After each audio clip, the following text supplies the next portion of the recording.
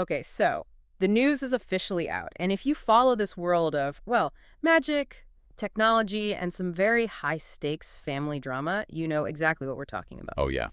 That trailer and key visual just dropped. And it confirms the next massive cinematic event for the Irregular at Magic High School. We are getting the Irregular at Magic High School. Yotsuba Succession Arc. And that title alone says so much. It really does. It's an announcement that basically confirms the franchise's commitment to its deepest, most complex internal lore from the source material. We've been looking through all the promotional excerpts. Soaring over them. And what's really clear is that this is so much more than just another action movie. Well, that's the whole mission for us today, right? We want to go beyond just the hype and actually dig into the mechanics, the legacy that, Crunchyroll calls a pioneering work in the genre. Right. We're really looking for those aha moments that explain why this universe feels so different and why the whole idea of Succession is so incredibly high stakes here. And we can actually start marking our calendars. The film is set to hit Japanese theaters on May 8, 2026. Wow. So that gives us a good year and a half to really internalize the mechanics behind this whole Yotsuba power struggle. Okay, so let's start with expectations. That title, Yotsuba Succession Arc, that is a heavy lift. It is. It tells us we're focusing entirely on the internal politics of one of the 10 master clans, where power is literally measured, it's quantified, and it's fiercely, fiercely protected. Absolutely. And when a series runs this long, consistency behind the scenes matters so much. You see a lot of trusted names returning, which should be a relief for fans. Like who? For instance, director Jimmy Stone is back. He helmed the anime's third season. Ah, okay, so there's that familiarity. The tone and direction should be perfectly aligned with what we already know. Precisely. And then there's the studio. 8-bit. Yeah. 8-bit. And their reputation is stellar. The source material praises their slick animation and attention to detail. Which you absolutely need. When you have a world built on visually complex magic and tech interfaces, you need a studio that gets the technical polish just right. And you can't forget the sound. Taku Iwasaki is returning to compose the score. That's huge. His music isn't just background noise. Not at all. It drives the energy of the fight scenes. It feels like its own character sometimes. Knowing he's back tells you that the whole auditory experience is going to be pivotal. So if we look at the core theme here, the Succession arc is set to delve deep into the intertwining fates of its characters. We're talking magic, rivalry, legacy. It's not just a collection of cool fights. It's a promise of heartfelt storytelling right alongside the eye candy. Which brings us to the most important part. The thing that makes this whole Succession struggle even possible. The physics of the magic. Exactly. If you don't get the core mechanics, the family drama just doesn't land with the same weight. Not at all. Okay, let's break this down. This is the real deep dive, especially for anyone who wants to understand why this saga is so different. If you're used to fantasy where magic is, like innate or spiritual. Or tied to some ancient ritual, yeah. This world just flips the script completely. It turns magic into a computational science. So what is the technological foundation here? Well, key is that shift from raw talent to technological application. Old methods are just obsolete. They're replaced by a system built around the casting assistant device, CAD. Right. Think of the CAD as the ultimate specialized computer. It's designed to process all the complex steps you need for spell construction. So the CAD is the hardware, the processor. But any computer needs energy, it needs data. What's the power source? It's not electricity. And that's where you get the concept of science. Science. The sources define them as thought particles that bring magic to life. They're packets of very specific information tied directly to the caster's mind that the CAD uses as both fuel and operating instructions. Okay, now here's where it gets really interesting for you listening.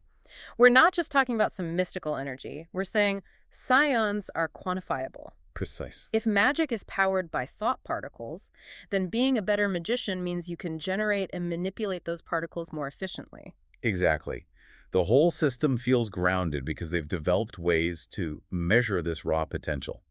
They call it a person's scion count, or their ability to access the eidos. The eidos, explain that. The eidos is the information body of the universe. It's the record of everything that is, was, and could be.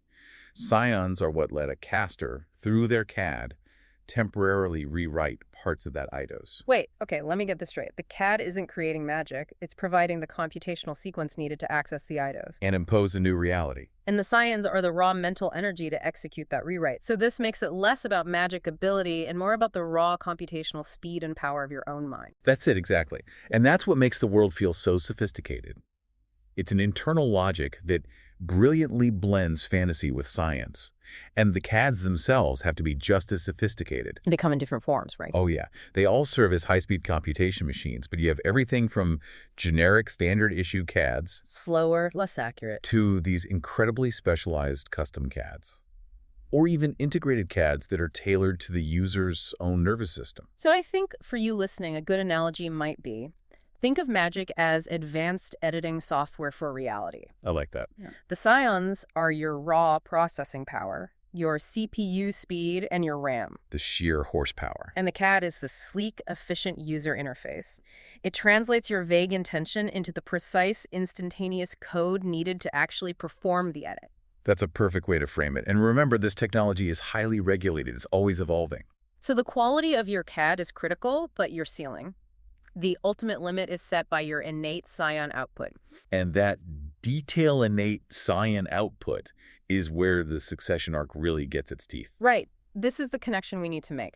Succession in the 10 master clans, especially the Yotsuba, is defined by raw, measurable scion potential. They don't just want power. They want control over the most powerful thoughts. So if the entire Yotsuba legacy is built on maintaining magical supremacy, their whole focus has to be on inheriting unique high-output scion structures. Which leads us to original magic. The ultimate expression of that power. It's the manifestation of scion control that is so advanced, so unique, that it can't be easily replicated. Standard magical theory or a typical CAD just can't process it. So for the Yotsuba, the ability to manifest that kind of power, a unique form of scion manipulation, that's the ultimate currency. If your scion count is high enough and you have these unique magics, you become indispensable. You do. So the rivalry isn't just about who sits at the head of the table. It's a terrifying, quantifiable struggle over who has the most potent thoughts. The Succession Arc is a battle for control over the ultimate weapon, the best human mind for processing scions. It is.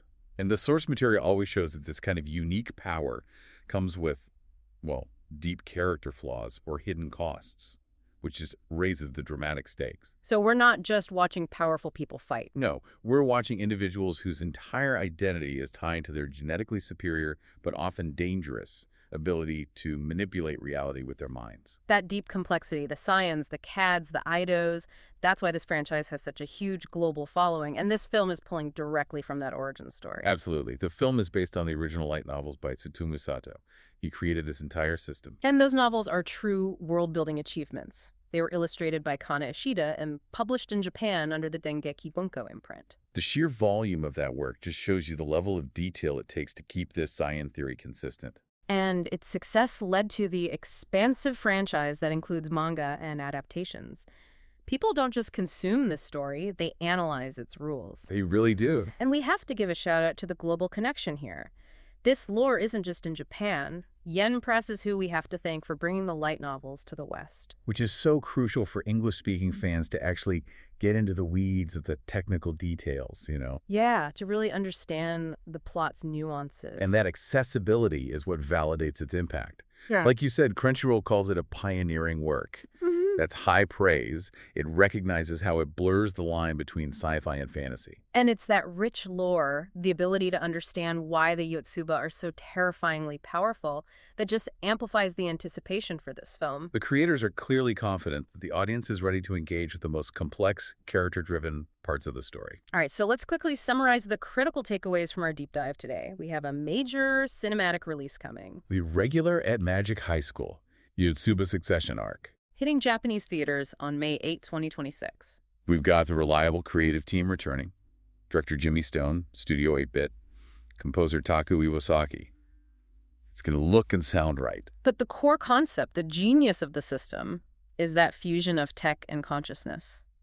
The casting assistant devices, the CADs. Which channel the raw, quantifiable energy of scions, those thought particles that fuel all magic. Right. And that leaves us with a pretty big question to think about, doesn't it? It does. Given that the magic system relies entirely on science, literally quantified thought particles, and the film is called the Succession Arc, what are the real implications of a society where a person's thoughts are their most powerful technology? And the very currency of their family's legacy. If your ability to harness thought dictates global power, then the ultimate struggle is for control of consciousness itself. That is the fundamental terrifying truth of the Yotsuba family.